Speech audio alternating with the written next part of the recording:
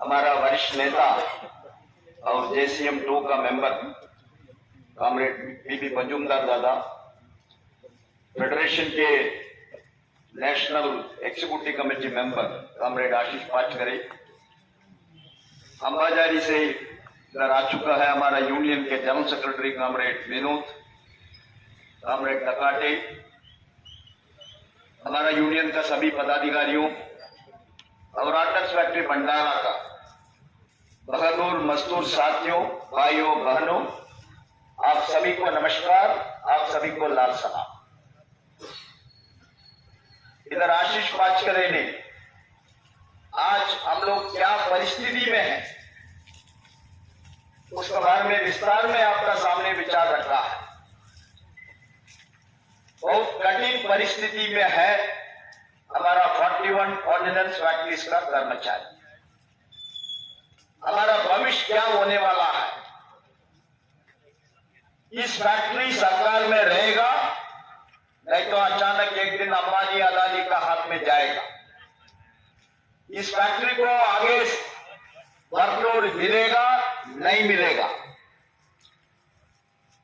हम सरकार कर्मचारी से भर्ती हुआ, अब सरकार कर्मचारी से रिटायरमेंट में जाएगा नहीं जाएगा?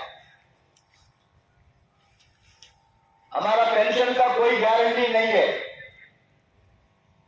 ऐसे आशीष ने बताया इधर 76,000 कर्मचारी अभी डीम्ड डेपुटेशन में है, उसमें कॉमरेड्स 40,000 करीबन कर्मचारी ये नो गारंटी एनपीएस स्कीम में है।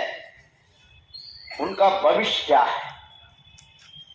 जब तक वो सरकार कर्मचारी है, एनपीएस का खिलाफ में लड़ाई करने का अधिकार है उनको। ये नौजवान साथी इसके बारे में बहुत सोचना पड़ेगा। पेंशन किसके लिए है कॉमरेड्स? सरकार कर्मचारी के लिए है। कोई भी कॉर्पोरेशन में, पब्लिक सेक्टर में पेंशन का सुविधा नहीं है। इसीलिए पेंशन को लड़ाई करने के लिए भी आप सरकार में रहना बहुत जरूरी है। सो इस परिस्थिति में, इस कठिन सिचुएशन में पिछले 1 साल का ऊपर हम लोग तो सफरिंग्स, हम लोग का ऊपर वो अटैक है। ये बहुत गंभीर विषय है कॉमरेड, सामान्य विषय नहीं है। आज 1 साल का ऊपर हो चुका है। हमारा मंत्री राजनाथ सिंह जी ने बहुत बताया, कॉर्पोरेशन होने में ऑर्डिनेंस फैक्ट्रीज को बहुत सुविधा मिलेगा। ऑर्डिनेंस फैक्ट्री कर्मचारी को इतना सुविधा मिलेगा आप बोल नहीं सकता, इसलिए हम कॉर्पोरेशन बना रहा है। लेकिन आज क्या परिस्थिति है साथियों? 25 का ऊपर ऑर्डिनेंस फैक्ट्री में अगला साल क्या वर्कलोड है, कितना वर्कलोड है, अभी तक किसी को मालूम नहीं है। हम अभी आवड़ी से आ रहा है, परसों चुनाव हुआ उधर ऑर्डिनेंस क्लोथिंग फैक्ट्री आवड़ी। उस फैक्ट्री और उसका TCL का अंदर तो 4 फैक्ट्री है। 2023-24 में, अगला फाइनेंशियल ईयर में उनका पास कोई वर्कलोड नहीं है। ओटी सभी फैक्ट्री में बंद है। कुछ फैक्ट्री छोड़ के इधर भी ओवर टाइम नहीं है। तनख्वाह में इतना कटौती हो चुका है, ओवर टाइम तो नहीं है। 10,000 15,000 रुपया ओटी में खत्म।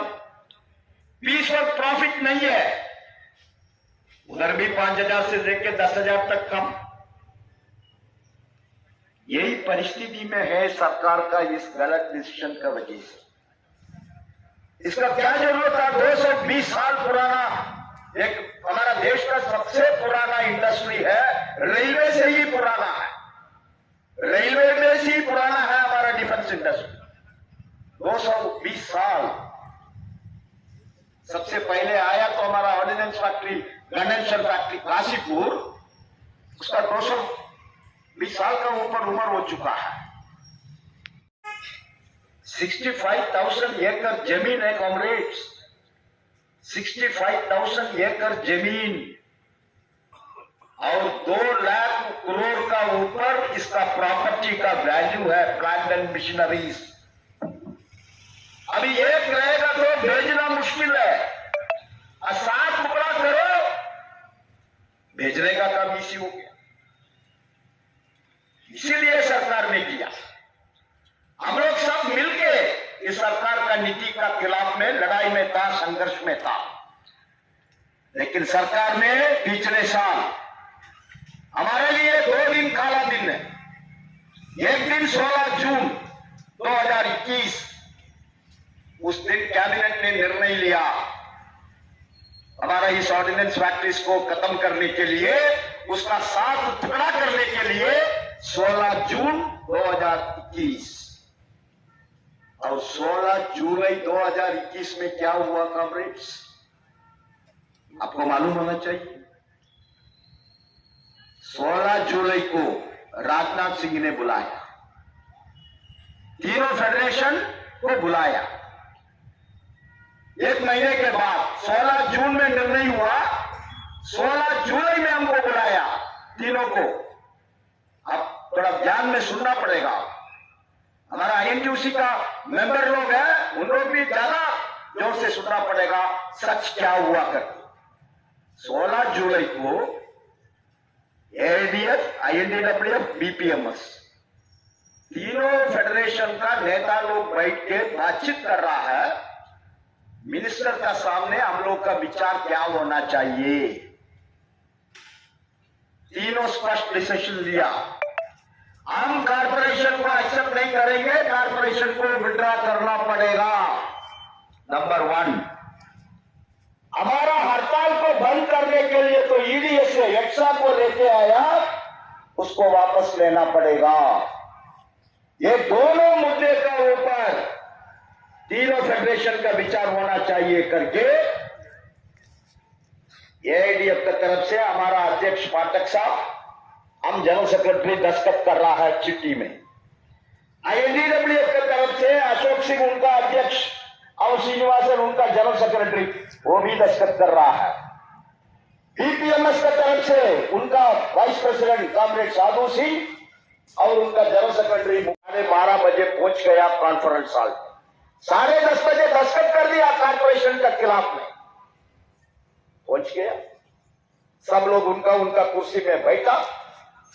अब 12:45 होने वाला था, ये कुर्सी खाली था। वो कुर्सी अशोक सिंह का कुर्सी था, वो आया नहीं। सेक्रेटरी ने पूछा अभी क्या करेगा, 12:45 हो गया, आधा घंटे के बाद मिनिस्टर को दूसरा मीटिंग है, एक नेता आया नहीं है, अभी क्या करेंगे, मिनिस्टर को बुलाना पड़ेगा। हम लोग बोला मिनिस्टर को बुलाइए, वो मसला पता नहीं, वो आके उसका कुर्सी ऑक्युपाई करेगा, आप मिनिस्टर को बुलाइए। तो मिनिस्टर को बुलाया, राजनाथ सिंह ने आ गया। राजनाथ सिंह उनका कुर्सी में बैठा और वो भी देखा ये कुर्सी काली है। तो उन्होंने पूछा ये कुर्सी क्यों काली है? तो सेक्रेटरी ने बोला ये तो मिस्टर अशोक सिंह आईएनडीडब्ल्यूएफ का अध्यक्ष का है, वो अभी तक आया नहीं है। मिनिस्टर बोल रहा है हाँ ठीक है वो आएगा। मिनिस्टर को कैसे मालूम है? अब थोड़ा ध्यान में सुनिए, नायक कैसे हो रहा है, पूछ रहा है इस कुर्सी में कौन है, इस कुर्सी में क्यों नहीं आया, कौन नहीं आया? सेक्रेटरी बोल रहा है साहब ये तो अशोक सिंह साहब का कुर्सी है। मिनिस्टर अचानक बोल रहा है वो आएगा, उसका मतलब उसको मालूम है वो आएगा करके। अब मीटिंग शुरू हुआ, मिनिस्टर ने कारपोरेशन का जस्टिफिकेशन शुरू कर दिया, हमने ये ऐसा कारपोरेशन बनाया, हमने वैसा बनाया, आप लोगों को कोई तकलीफ नहीं हुआ, वो सब शुरू कर दिया। 10 मिनट का बाद दरवाजा खुला के मिस्टर अशोक सिंह आया। उसका कुर्सी में नहीं बैठा, उसका कुर्सी में नहीं बैठा, सीधा मिनिस्टर के पास गया। उसका हाथ में एक कैरी बैग था, उस कैरी बैग से एक शाल को निकाला, मंत्री जी को डाल दिया शाल, फिर उसका कुर्ता का पैकेट से एक छोटा पैकेट निकाला, वो भी मिनिस्टर को दिया। मिनिस्टर को बोला साहब ये साईं बाबा मंदिर का प्रसाद है, आप रखो। हम लोग को सरल सेंस काम शुरू किया। ये क्या हो रहा है इधर?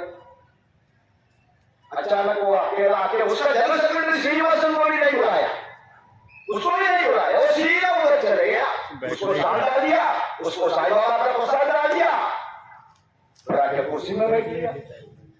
और हमने पाठक साहब को बोला हमने कुछ गड़बड़ होने वाला है। ये आदमी सीधा आके उसको शाल डाल रहा है, उसको साईं बाबा का प्रसाद भी डाल रहा है, उसका मतलब कुछ है। हम लोग को देखना पड़ेगा बहुत सीरियसली। फिर मिनिस्टर का रिपोर्टिंग के बाद और एआईडीएफ का अध्यक्ष पाठक साहब का है। पाठक साहब के कारपोरेशन का खिलाफ में, एक साहब का खिलाफ में क्या क्या बोलना है उसका विचार पूरा रखा है। फिर हमारा टर्न आ गया, हम भी कारपोरेशन का खिलाफ में, कारपोरेशन में इस देश को क्या नुकसान होने वाला है, कारपोरेशन में डिफेंस को कितना तकलीफ होने वाला है, कर्मचारी को क्या क्या तकलीफ होगा, पूरा विचार उनका सामने रखा। उसका बाद इनका टर्न आ गया मिस्टर अशोक सिंह का। उन्होंने शुरू ऐसा ही किया, मंत्री साहब सरकार ने कारपोरेशन का निर्णय ले लिया, अब हमारा फेडरेशन की तरफ से उसको समर्थन कर रहा हूं। क्या करेगा? शैन नहीं है, ये तो शैन नहीं है। सुबह 10:30 बजे दस्तखत कर रहा है, सुबह 10:30 बजे दस्तखत कर रहा है। अभी भी वो डॉक्यूमेंट है पब्लिक डोमेन में, तीनों फेडरेशन का ज्वाइंट चिट्ठी उस दिन तो राजनाथ सिंह को दिया, उसमें दस्तखत है कारपोरेशन को विड्रॉ करो, एकसा को विड्रॉ करो। ये 2 घंटे का बीच में 10:30 और 12:30 का बीच में क्या हुआ किसी को नहीं मालूम। अब बाद में खबर मिला, वो अकेला रक्षा मंत्री को मिलाकर वो बाद में खबर मिला, लेकिन उन्होंने बोल दिया हम हमारा फेडरेशन की तरफ से कारपोरेशन को समर्थन कर रहा हूं। हमने उठा के बोला मिनिस्टर को, मंत्री साहब ये उसका विचार है, ये हम लोग तीनों का कंबाइंड विचार नहीं है, it is the personal opinion of mister Ashok Singh. ये तीनों फेडरेशन का कलेक्टिव डिसीजन नहीं है, ये तीनों फेडरेशन का कलेक्टिव डिसीजन नहीं है। सुबह 10:30 बजे यही आदमी कारपोरेशन के खिलाफ में दस्तखत किया, अभी 12:45 को आके आपको शाल डाल रहा है, आपका हाथ में प्रसाद दे रहा है, उसके बाद आपको बोल रहा है हम कारपोरेशन को समर्थन कर रहा है, हम इसमें मंजूर नहीं है, एआईडीएफ इसका खिलाफ है। पाठक जी भी बोला, बीपीएमएस का साधु सिंह जी और मुकेश सिंह जी उन्होंने भी बोला साहब हमारा फेडरेशन एक कारपोरेशन को विरोध कर रहा है, हम आईएनटीयूसी का इस विचार को सपोर्ट नहीं कर रहा है। साधु सिंह जी भी बोला और मुकेश सिंह जी भी बोला। आज परिस्थिति क्या है कांग्रेस?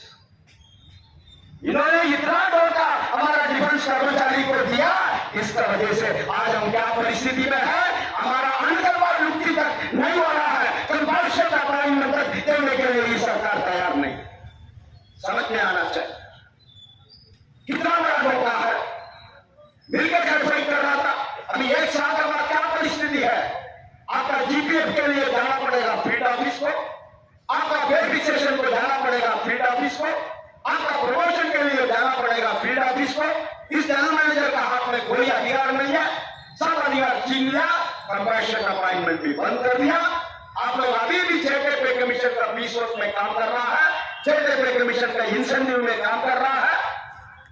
ये सब कॉर्पोरेशन का इफेक्ट नहीं कांग्रेस, लेकिन इसके खिलाफ में कौन कोर्ट में गया? इच्छा के खिलाफ में हमने दिल्ली हाई कोर्ट में केस फाइल किया, उसका वजह से अभी आज ये एक्सा खत्म हो चुका है, आज कोई एक्शन नहीं है एआईडीएफ का कोर्ट केस की वजह से, उसको एक्शन नहीं किया सरकार।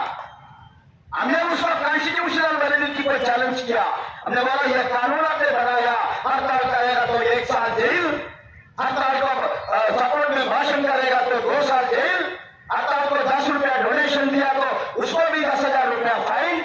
ये क्या है? ये जंगल कानून है। हमारा देश के संविधान में बाबा साहेब अम्बेडकर ने बनाया संविधान, उसमें उसमें लिखा है राइट टू प्रोटेस्ट तुम्हारा अधिकार है। ये डेमोक्रेटिक कंट्री है, एक लोकतंत्र है। इधर कोई भी सरकार का नीति का खिलाफ में फाइट करना इस देश का सिटीजन का अधिकार है। बाबा साहब ने लिख के रखा है हमारा संविधान में। उस संविधान के खिलाफ में ये सरकार ने एक ही ऐसा को लेके आया। अभी सरकार खुद आके दिल्ली हाईकोर्ट में बोला ये कानून खत्म हो गया, हम इसको लागू नहीं कर रहा है। यह आकाशी में लेना कांग्रेस, ये सब ऑर्डिनेंस फैक्ट्री कर्मचारी के लिए एडीएफ ने संघर्ष किया, लड़ाई किया। उसका वजह से आज कोई रिक्शा नहीं है। हम कल भी हड़ताल में जा सकता है। देश में कोई भी हमको रुक नहीं सकता। हमारा अधिकार के लिए, हमारा हक के लिए हम हड़ताल में जाने का, रुकने का किसी का अधिकार नहीं करें, किसी को अधिकार नहीं।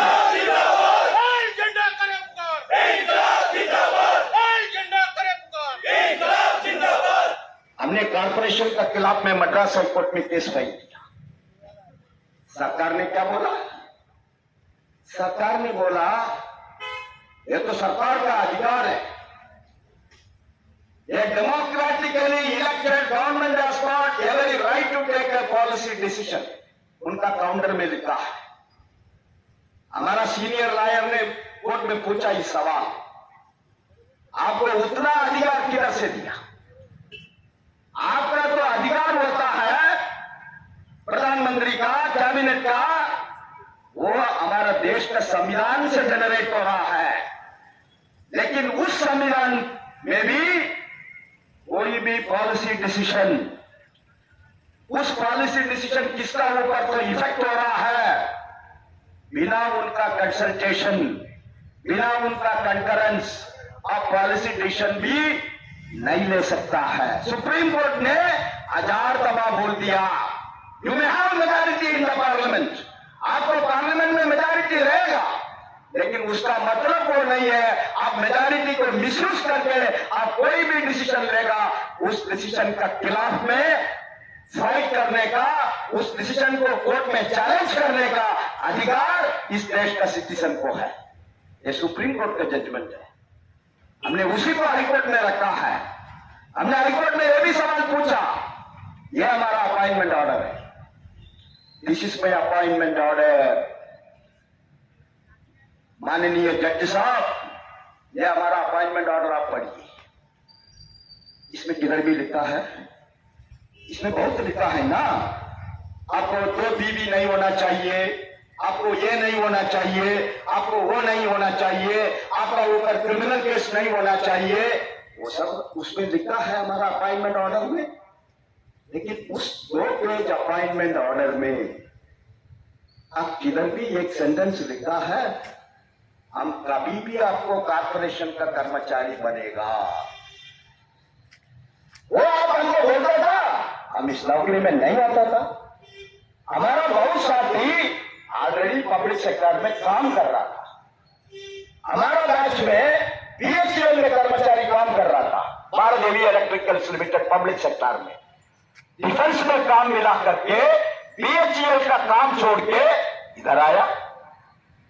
हमारा दूसरा एक बैच में ओएनजीसी में काम कर रहा था। आज ओएनजीसी में साथियों उधर का अनस्किल्ड वर्कर का तनख्वाह 1 लाख का ऊपर है।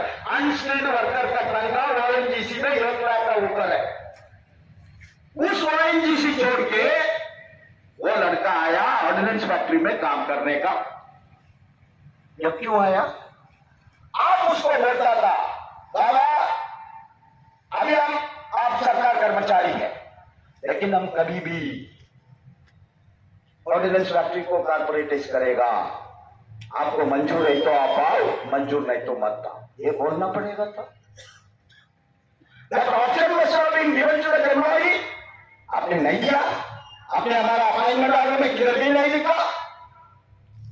उसका कोई जवाब नहीं है। उसका जवाब क्या बोला? उसको जवाब बोला नहीं साहब वो सब ठीक है, लेकिन इनको हम कॉर्पोरेशन में नहीं डाला ना, वो फैक्ट्री कॉर्पोरेशन हो गया, वो डिपार्टमेंट कॉर्पोरेशन हो गया, लेकिन कर्मचारी अभी भी सरकार कर्मचारी ही है। हम उनको 2 साल के लिए डीम्ड डेपुटेशन में रखा है। जब तक वो कर्मचारी लिख के नहीं देगा I am joining the corporation, हम कॉर्पोरेशन में ज्वाइन कर रहा है, तब तक वो सरकार कर्मचारी ही रहेगा। आपका ये इंडिया का कोर्ट केस का अचीवमेंट है कॉमरेड्स, दूसरा कोई नहीं किया। अभी तक all India defence employees federation 8 lakh रुपया वकील को अभी तक खर्चा किया। हम किसी से 10 पैसा कलेक्ट नहीं किया, फेडरेशन का पैसा से।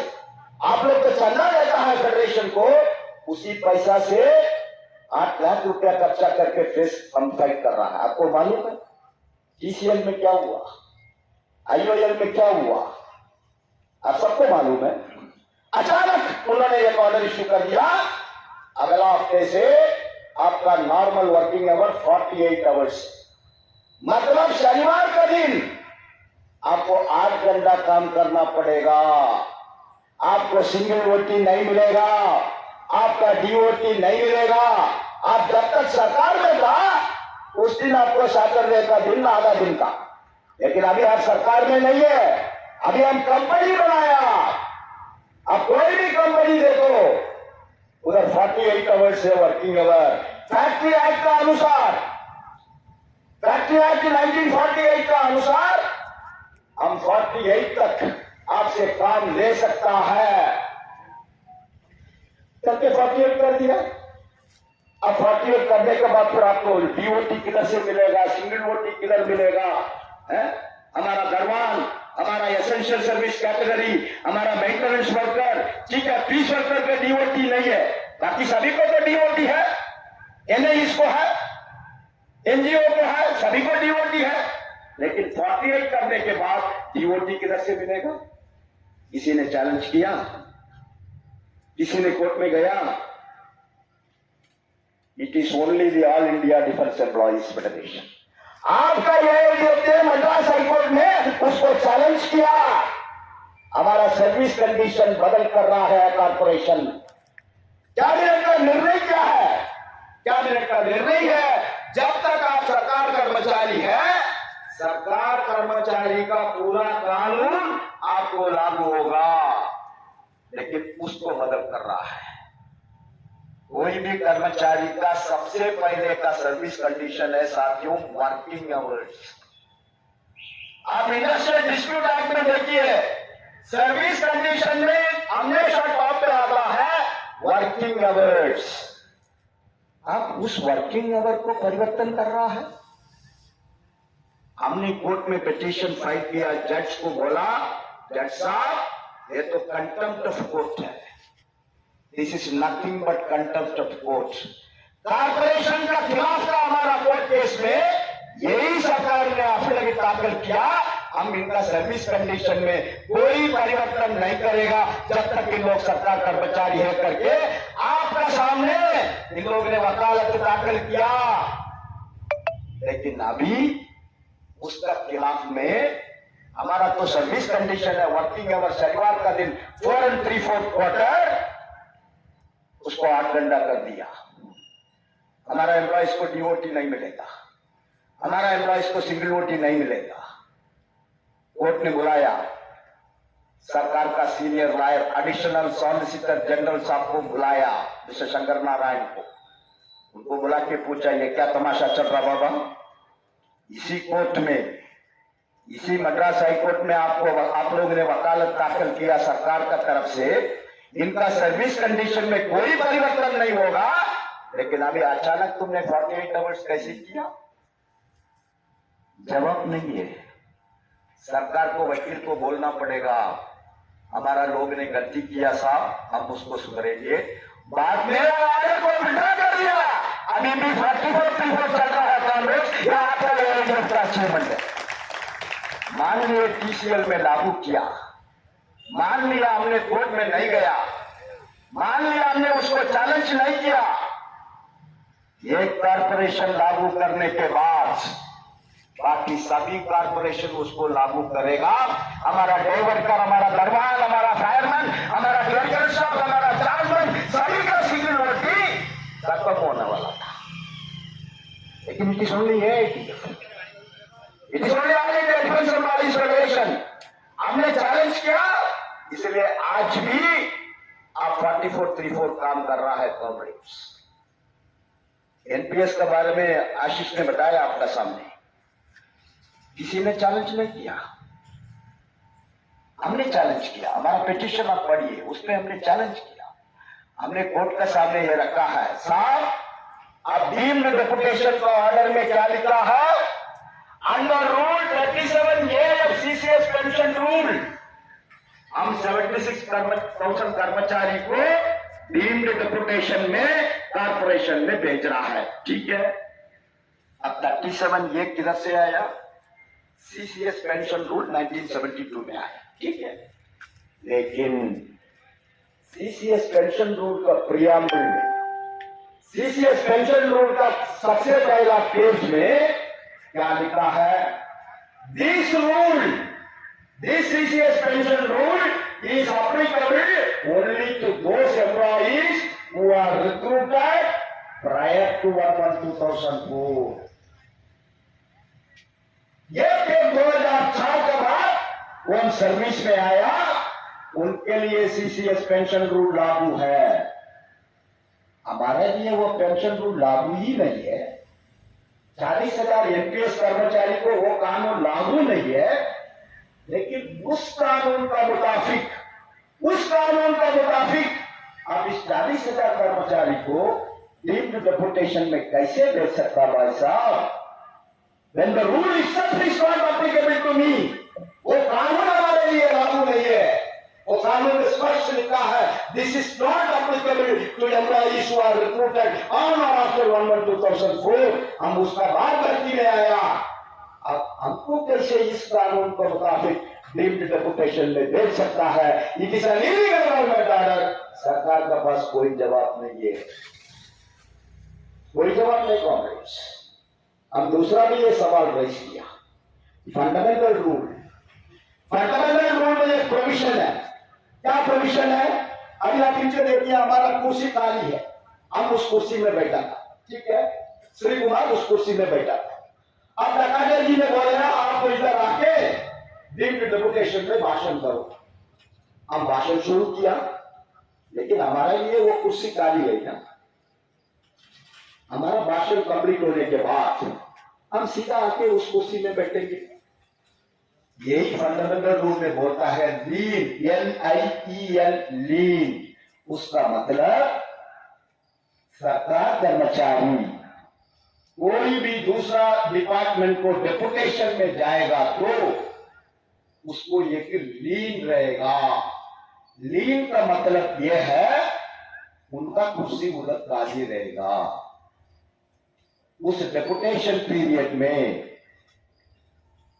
मान लिए हम MIL में डीम्ड डेपुटेशन में है, MIL का CMD को हमारा ऊपर पसंद नहीं है, वो हमारा पेरेंट डिपार्टमेंट को बोलता है, पेरेंट डिपार्टमेंट हमारा कौन सा है, ऑर्डिनेंस फैक्ट्री बोर्ड, उसको बोलता है बाबा ये श्री कुमार कोई काम का लायक नहीं है, हम उसको वापस भेज रहा हूं, तुम ले लो, वो कुर्सी हमारे लिए है, हम वापस आके बैठे।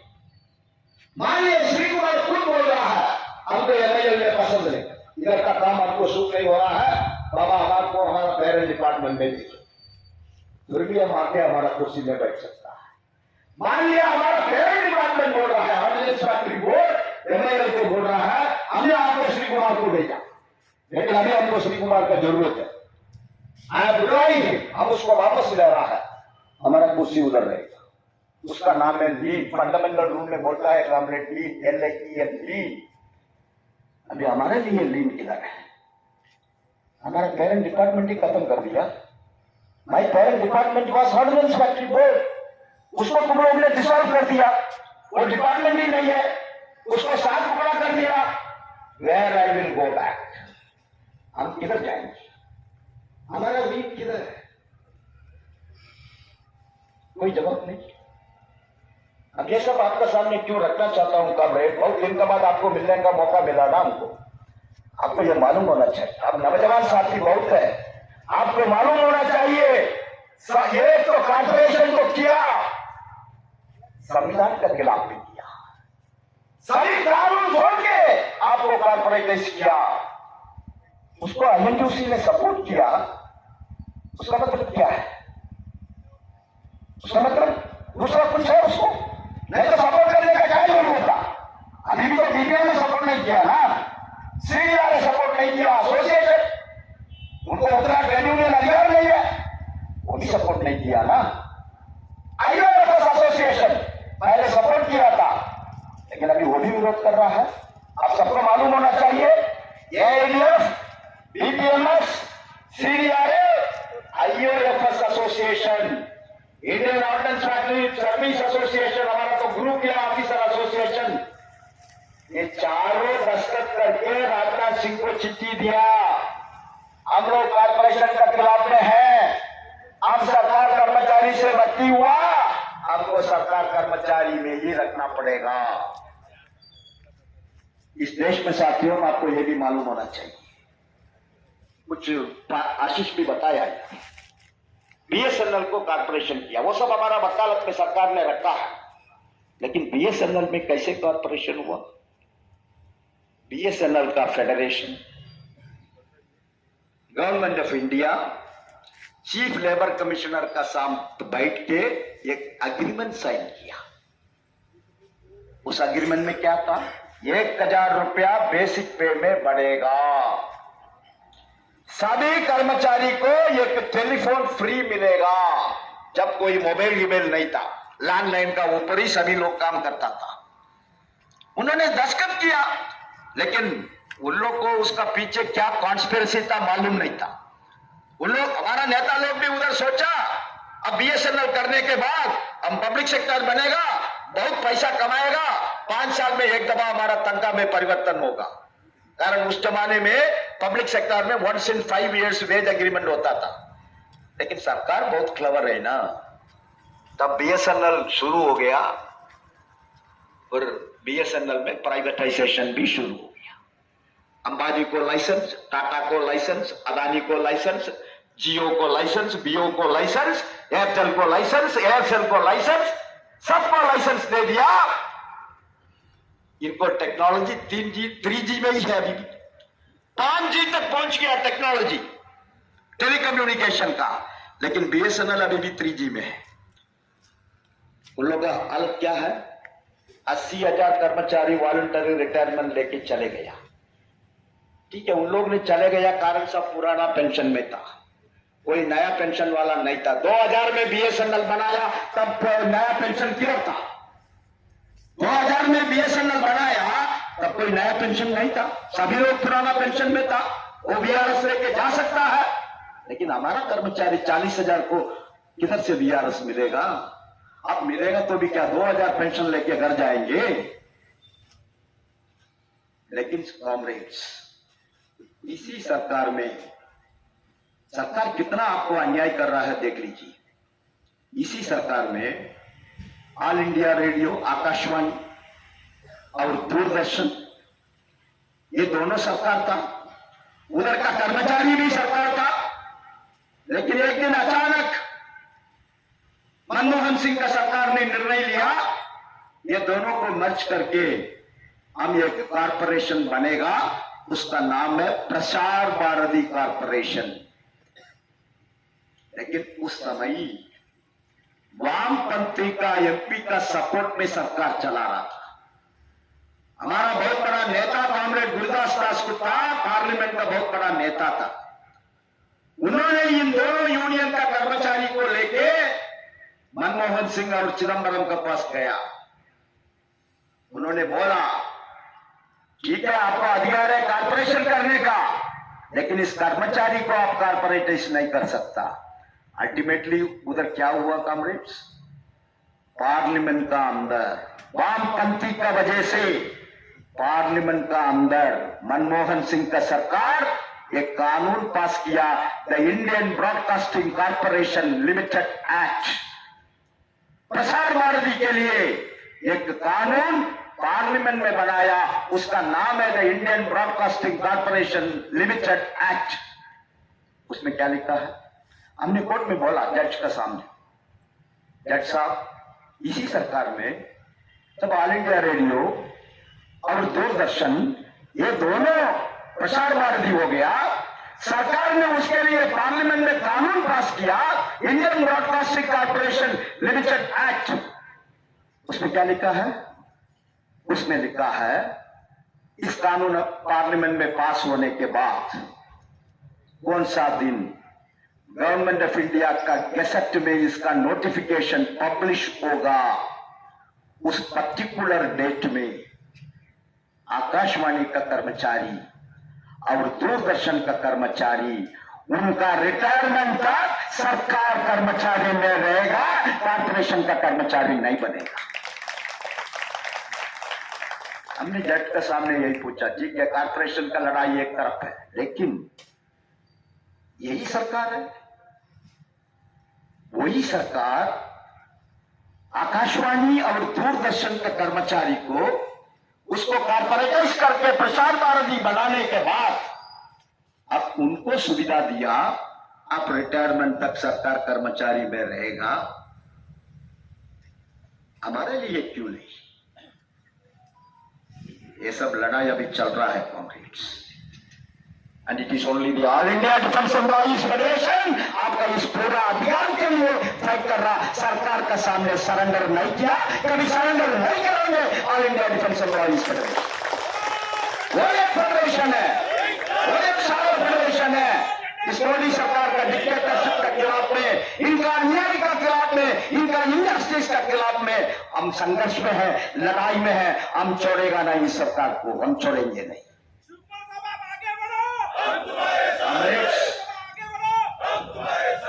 एनपीएस हमने बहुत बड़ा मोर्चा किया दिल्ली में, पुलिस ने बहुत तकलीफ दिया। पुलिस ने बोला आपको हम अरेस्ट करेंगे। आप 100 लोगों के लिए परमिशन लेके आया, लेकिन 5000 लोग आप लेके आया। हमने बोला देखो हमारा सर्कुलर में 100 लिखा है, लेकिन 5000 आया तो 5000 को इतना कष्ट है, इतना दुख है, उनका भविष्य के बारे में, उनका फ्यूचर के बारे में। आजकल ज्वाइंट फैमिली, हम कमिश्नर को बोला, कमिश्नर साहब आपका दिल्ली पुलिस में कितना नौजवान है एनपीएस का, उसको बुला के थोड़ा बात करो ना। उसका एक ही सोच है, उसका भविष्य के बारे में। आज बच्चा लोग किसी को देखता नहीं है, ज्वाइंट फैमिली सिस्टम खत्म हो गया। अब एक बुढ़ा होने के बाद सरकार कर्मचारी का एक ही प्रोटेक्शन था, वो पेंशन है। हम हमारा उदाहरण उसको बोला, कमिश्नर साहब हम ओसीएफ आवड़ी में नौकरी में आने का पहले हम टाटा का गारमेंट इंडस्ट्री में सुपरवाइजर था।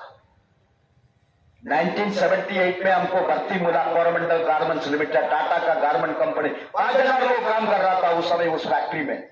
ऐसे सुपरवाइजर हमने ज्वाइन किया, 500 रुपया तनख्वाह। उस जमाने में 500 मतलब आज का 50,000 रुपया।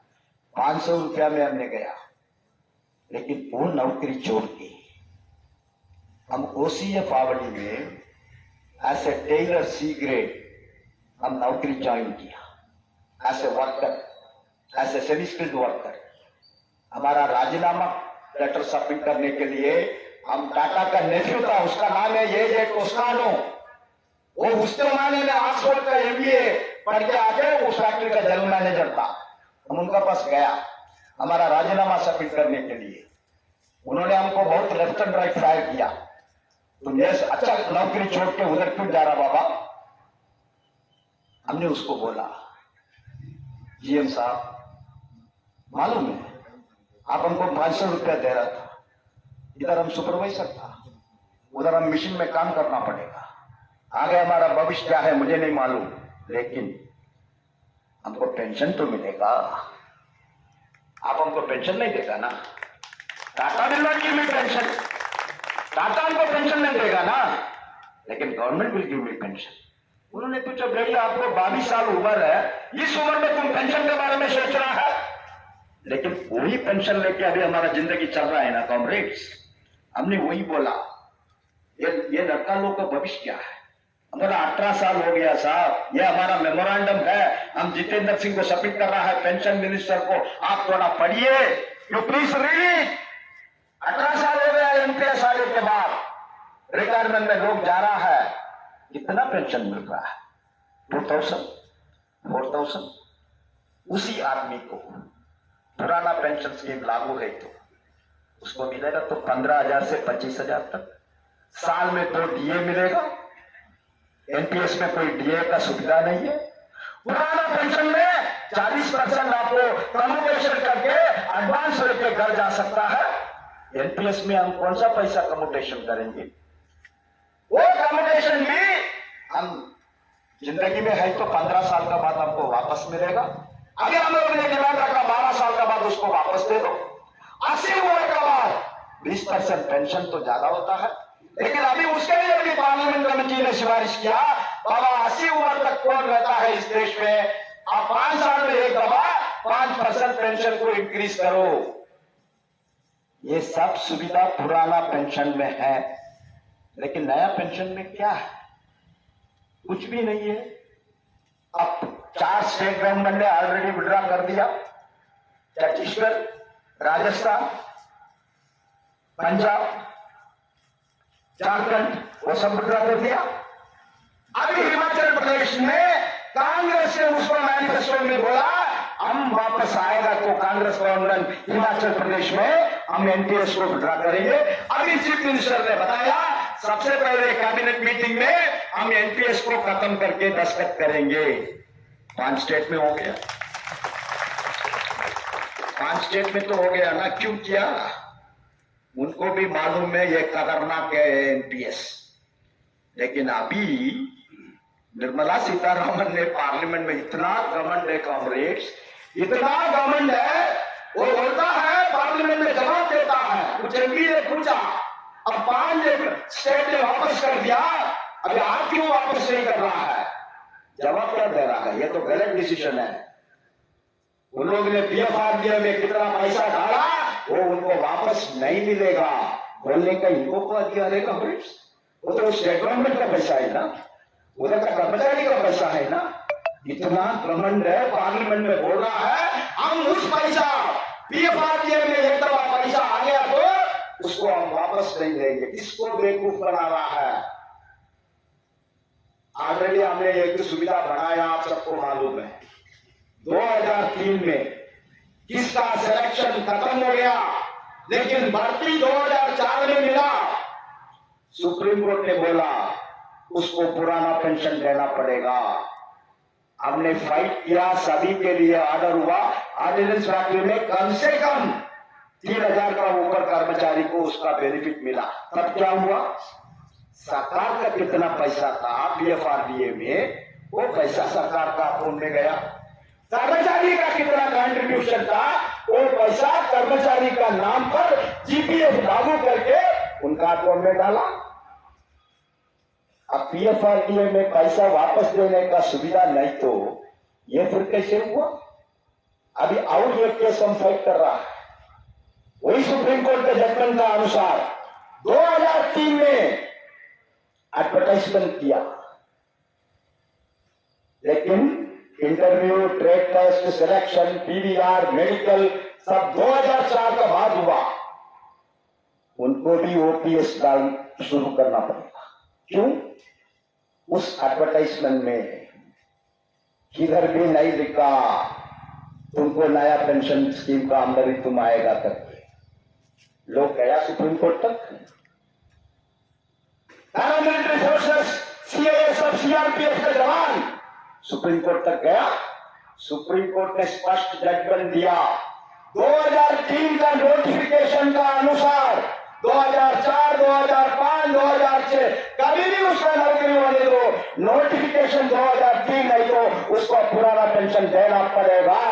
सुप्रीम कोर्ट का जजमेंट है। हमने रिप्रेजेंट किया, बाबा वो सबको लागू करो। अभी pension department, law department, finance सभी लोगों ने उसको अप्रूव किया, देना पड़ेगा। अभी वो ऑर्डर आएगा, पार्लियामेंट ने भी आज बोल दिया। अब उस समय पर तुम कैसे पीएफआरडीए से पैसा सरकार को देगा, जीपीएफ को देगा? बेवकूफ बना रहा है इस सरकार। कल वित्त मंत्री ने पार्लियामेंट में बोला हमारा देश का इकोनॉमी बहुत स्पीड में जा रहा है, उसको लेके विरोधी पार्टी को बहुत जेलसी है। ठीक है बाबा, हमारा 18 महीने का डीए एरियर्स तो दे दो। तुम्हारा देश का इकोनॉमी इतना बढ़ रहा है तुम लोग का नेतृत्व में, इकोनॉमी पूरा अमेरिका को भी चैलेंज करने का ताकत है तुम लोग को। इस पुअर वर्कर का, पुअर पेंशनर का 18 महीने का डीए क्यों बंद करके रखा भाई साहब? वो दे दो ना। If your economy is so bright, if your economy is so deep, आप 18 महीने का डीए एरियर्स तो दे दो। हमारा डीए बंद करने का आपको क्या अधिकार है? सुप्रीम कोर्ट का जजमेंट है।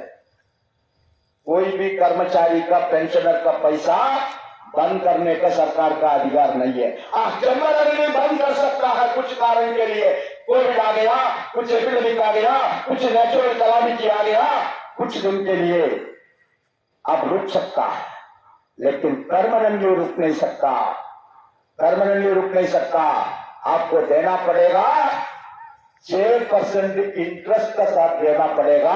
तेलंगाना सरकार कर्मचारी का केस में सुप्रीम कोर्ट का जजमेंट है। हम फाइट कर रहे हैं, हम सभी इश्यूज लेके फाइट कर रहा है। अभी नाइट ड्यूटी अलाउंस 43,600 में बंद कर दिया।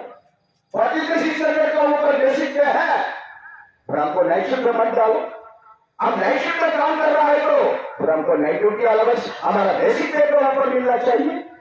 आप भंडारा फैक्ट्री में काम कर रहा है, एक बहुत सीरियस एक्सप्लोसिव फैक्ट्री है। हमारे में हमारा एक कमरे का मृत्यु नहीं हुआ, इसका गलती है। अभी 2 जेडब्ल्यूएम को सस्पेंड किया, आपको मालूम है ना। कमारिया फैक्ट्री में 2 जेडब्ल्यूएम को सस्पेंड किया। क्यों सस्पेंड किया? इन लोगों ने कॉर्पोरेशन 6 महीने में बहुत मुनाफा कमाया करके मिनिस्टर को दिखाने के लिए कौन सा प्रोडक्शन फैक्ट्री में नहीं हुआ, फैक्ट्री में लोट बाहर नहीं गया, वो सब अकाउंट में दिखा के कॉर्पोरेशन बहुत सक्सेस हो गया करके दिखाया, लेकिन वो लोट नहीं गया। अब आर्मी से प्रेशर है, बाबा आपने बोल दिया वो लोट किधर है? अब ऑफिसर का ऊपर प्रेशर, ऑफिसर जेडब्ल्यूएम का ऊपर प्रेशर, जेडब्ल्यूएम वर्कर का ऊपर प्रेशर, कैसे भी उसको बना के फैक्ट्री से बाहर भेजना है। अब भेजा, अब डीजीक्यूए ने रिजेक्ट कर दिया। वो बोला ये माल कोई स्पेसिफिकेशन का अनुसार नहीं बनाया, उसको हम रिजेक्ट कर रहा है। अभी फंस गया। अचानक और तो जेडब्ल्यूएम को सस्पेंड कर दिया। ये सब हम नहीं बोल रहा, अब श्री कुमार बोला है तो बोल सकता है, ये लाल झंडे वालों को यही काम है। एक ऑफिसर ने रिटायर हुआ ऑर्डिनेंस फैक्ट्री में, मिस्टर ओपी यादवा, आप उसका नाम सुनता था, इटारसी में जीएम था। उन्होंने ट्विटर में रक्षा मंत्री को, प्रधानमंत्री को लिखा है, आप दोनों को झूठ बोलने के लिए इन लोग ने इतना बड़ा प्रॉफिट दिखाया, लेकिन वो माल तैयार ही नहीं हुआ, अभी तैयार हो रहा है, उसको रिजेक्ट कर दिया। अब एक्शन लेना है तो सीएमडी का ऊपर एक्शन होना चाहिए, जेडब्ल्यूएम का ऊपर नहीं होना चाहिए। ये हम नहीं बोला, श्री कुमार ने नहीं बोला, वो बोला है ओपी यादवा, एक रिटायर्ड आईओएफएस ऑफिसर। क्या चल रहा है कॉमरेड्स? तो इसलिए ये सब हम लोग को सोचना पड़ेगा इस वर्ष कमेटी का चुनाव में। आप पूछ सकता है हमसे, वर्ष कमेटी और इसको क्या संबंध है? वर्ष कमेटी भी एक आंदोलन का प्लेटफॉर्म है कॉमरेड्स। आपको ये मालूम होना चाहिए, 1 सितंबर का मार्च कॉर्पोरेशन सब निर्णय किया इन लोग, उसका बाद 18 ऑर्डिनेंस फैक्ट्री में चुनाव हो चुका है। एक फैक्ट्री में भी आईएनटीयूसी नहीं आया, 18 से 18 फैक्ट्री में ये रिलीफ आ चुका।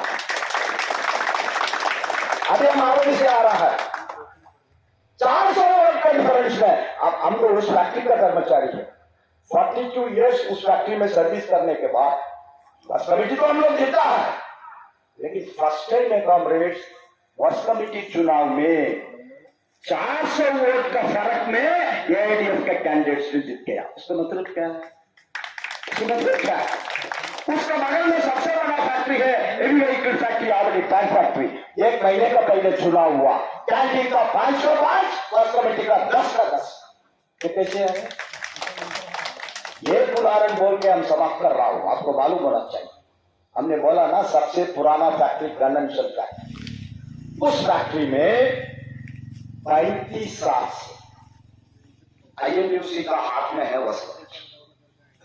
लाल झंडे को कभी 1 सीट मिलता है, 2 सीट मिलता है। दुनिया में एक ही फैक्ट्री है, वो कन्वेंशन फैक्ट्री, पूरे 35 साल में INTUC है। अभी चुनाव हुआ जुलाई महीने में, इस जुलाई में चुनाव हुआ, वही INTUC का मेंबर पूरा उन्होंने कॉर्पोरेशन को समर्थन किया करके उनके खिलाफ में एक कटेलर में वोट डाला, 8 सीट लगे जीता। 35 साल का बाद, 35 साल का बाद। उसका मतलब क्या है? उसका मतलब क्या है? यही फेडरेशन का ऊपर ऑफिसर से लेके वर्कर से सबको एक विश्वास है, इस फेडरेशन को कोई भी सरकार परचेज नहीं कर सकता। ये विश्वास है परचेज में कमोडिटी, ये तो लड़ाकू ऑर्गेनाइजेशन है, ये फाइटर ऑर्गेनाइजेशन है, वो कोई भी सरकार के सामने कभी सरेंडर नहीं होता है। ये इतिहास है हमारा, 70 ईयर्स का इतिहास, 70 साल का हमारा हिस्ट्री है। हम नेहरू जी के खिलाफ में, इंदिरा गांधी के खिलाफ में, शास्त्री जी का खिलाफ, शास्त्री जी का पीरियड पूरा युद्ध का पीरियड था, उस समय को हम लोग कोई आंदोलन नहीं किया, लेकिन नेहरू जी के खिलाफ, इंदिरा गांधी के खिलाफ, राजीव गांधी, नरसिम्हा राव, मनमोहन सिंह, हमारे लिए क्या है? हमको ये राजनीति थोड़ी करता है। अभी कौन हमको मदद करता, उसको हम अभिषेक करता। हम मनोहर पर्रिकर को अभी भी हम याद रखता है, क्यों? हमारा तो बहुत अच्छा संबंध था। ये जॉर्ज फर्नांडिस साहब, वो भी हमको रिटायरमेंट के बाद CST कैंटीन का बेनिफिट नहीं दिया। उन्होंने तो प्रयास किया, लेकिन आर्मी नेवी एयरफोर्स का लोग ने उसको विरोध किया। लेकिन मनोहर पर्रिकर वो बीजेपी का ही मिनिस्टर था, हमारा कोई मिनिस्टर नहीं है, बीजेपी का मिनिस्टर था, लेकिन उनको हम लोग ने कन्विंस करने के बाद आज हमारा रिटायर्ड कर्मचारी एक अधिकार लेके CST कैंटीन से माल लेके जा रहा है, मनोहर पर्रिकर का वजह से। उसको हम सलाम करेंगे, हमारे लिए क्या दिक्कत है, हमारे लिए क्या प्रॉब्लम है? सिमिलरली जॉर्ज फर्नांडिस साहब, प्रणब मुखर्जी, जसवंत सिंह, AK एंटनी, मनोहर पर्रिकर, ये चारों मिनिस्टर ने बोला हम ऑर्डिनेंस फैक्ट्रीज को कभी कॉर्पोरेटाइज नहीं करेंगे। उसको सलाम करने में हमारा क्या दिक्कत है? इंद्रजीत गुप्ता कम्युनिस्ट पार्टी का MP था, IK गुजराल का मिनिस्ट्री से होम मिनिस्टर था। 5वां पे कमीशन ने 20% फिटमेंट बेनिफिट दिया, उस इंद्रजीत गुप्ता का वजह से वो 20% 40% हुआ। उनको हम सलाम क्यों नहीं करेंगे कॉमरेड्स? मोदी साहब, आप कॉर्पोरेशन को विड्रॉ करो, आप NPS को विड्रॉ करो, आपको भी सलाम करेंगे। मुझे क्या प्रॉब्लम है? मुझे क्या प्रॉब्लम है? हमारा कोई राजनीति नहीं है, हम वर्कर के लिए फाइट कर रहा है, वर्कर के लिए संघर्ष कर रहा है। इसलिए साथियों, इस सरकार को एक मैसेज जाना पड़ेगा, एक संदेश जाना पड़ेगा। 1 सितंबर के बाद कितना भी ऑर्डिनेंस फैक्ट्रीज में वर्क्स कमेटी का चुनाव हुआ, उधर लाल झंडे का यूनियन आया। उसका मतलब क्या है? केवल लाल झंडा जीत गया, लाल झंडे का कुछ लोग वर्क्स कमेटी बनाया, वो नहीं है। लाल झंडा कॉर्पोरेशन का खिलाफ में है, लाल झंडा NPS का खिलाफ में है, इसीलिए मात्र लाल झंडे का साथ है, वो कलर उनको मिलना चाहिए। साथियों, शनिवार का दिन, Saturday, when the ballot box will be opened, आपका बैलेट पेपर को, बैलेट बॉक्स को खुलाने का समय, आपका पूरा वोट, पैनल वोट, मसाल का ऊपर हमारा पूरा 10 कैंडिडेट को पैनल पैनल पैनल वोट आना चाहिए। एक वोट भी आप देश नहीं करना कांग्रेस, ये हमारा अपील है, ये हमारा अपील है। आप हमारा हाथ को स्ट्रेंथन करो, हमारा AIDF को मजबूत करो, AIDF का मजबूत करो, AIDF का ताकत दे दो। कितना भी गवर्नमेंट सरकार हो, कितना भी 56 इंच जज वाला है, उसका नीति का खिलाफ में हम फाइट करेंगे, हम संघर्ष करेंगे। करेंगे, एनपीएस को खत्म करेंगे, पुराना पेंशन को लेके आएंगे। इतना आश्वासन आपको देके हम दोबारा आपको अपील करना चाहता हूं, इस फैसले चुनाव में आप सभी का वोट, आप सभी का डिसीजन, ये 10 का 10 हमारा यूनियन का सिंबल मशाल का ऊपर होना चाहिए, वो आप करेगा करके मुझे पूरा विश्वास है। इतना बोल के